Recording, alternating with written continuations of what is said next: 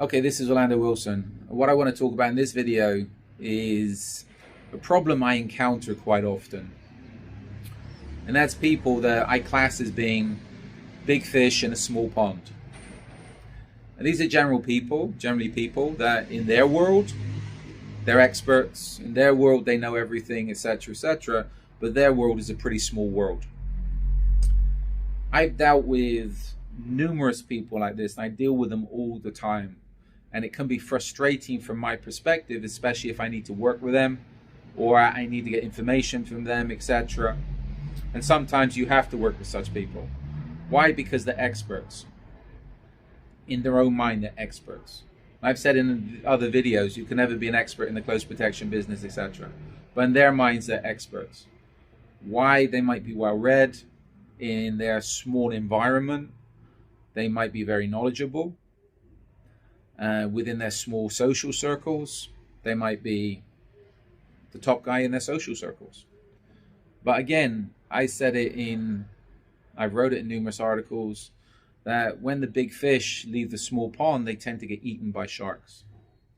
Such people can end up causing problems for themselves and also other people when they go out and start working in the big world and they realize that they don't know as much as they thought they know, by which time they've already caused problems and cost people money. One story, I know one guy I was dealing with, I needed to get a background check done in the US when I first got to the US a long time ago.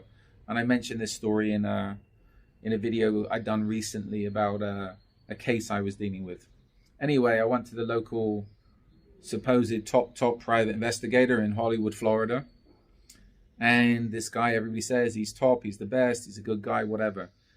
To put it politely, he screwed up a simple background check he done for me beyond anything, beyond his comprehension, because he lived in a small world.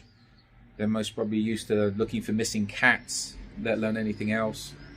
But a simple background check, he missed that the person I was looking into had federal warrants. So you run a background check on somebody, if the top investigator in that area that everybody says is the best runs a background check, you expect him to find everything out.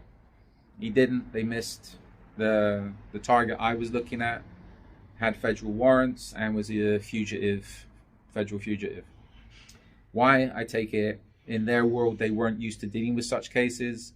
They lived in a very small world and they got along. But that person caused me, that big fish in a very small pond of Hollywood, Florida, South Florida, caused me a lot of problems. So this is where you need to be very wary of people. I use another example in another place, another country. I was doing a course once. That's somebody I knew I brought along to assist me.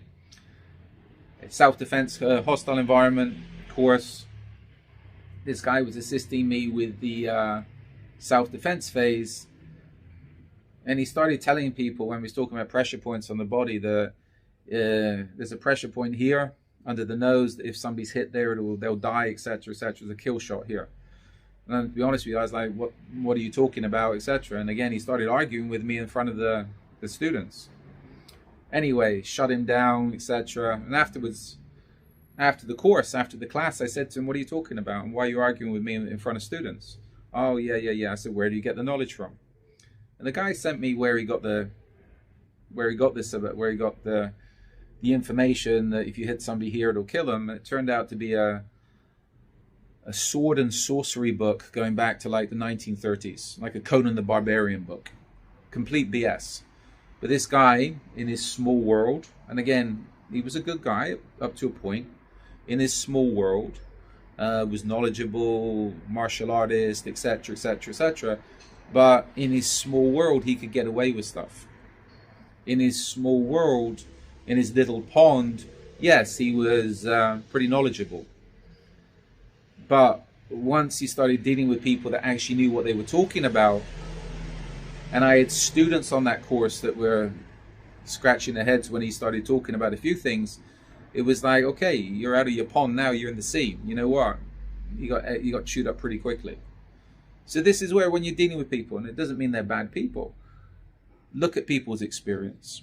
They might be very knowledgeable and very experienced in their small world, but what's their worldly knowledge? And again, sometimes we have to rely on people with the local knowledge. But again, these people become annoying when they think they know everything. They know more than you. And again, how can I put it? It's not that I know more than anybody else, but you have to cooperate with people. And you have to respect people's experience and respect people's background. The issue is with a lot of these big fish in their small ponds, they don't respect other people's experience, they don't respect other people's backgrounds because they think they know everything. And in the close protection business, the investigations business, you can never know everything. I'm constantly learning on a daily basis. So I'm very wary of such people. They can be very, very difficult to deal with. If you're one of those people, I hope this video gives you a few things to think about. But when you're dealing with close protection investigations, as I said, you have to be open-minded. You have to respect people. You have to respect people's backgrounds, and a lot of it's about cooperation. And in a lot of cases, I've been in this business over 35 years now. I'm still learning every day, and it's co-learning. If you're working with other people, you can learn from them, they can learn from you, and there has to be mutual respect and cooperation. Trouble is with a lot of these big fish in their small ponds, they think they know everything, and once they get out of that pond, they can cause chaos until they end up getting chewed up. So, I hope this video gives you a few things to think about. Now, I have a lot more videos going up on social media.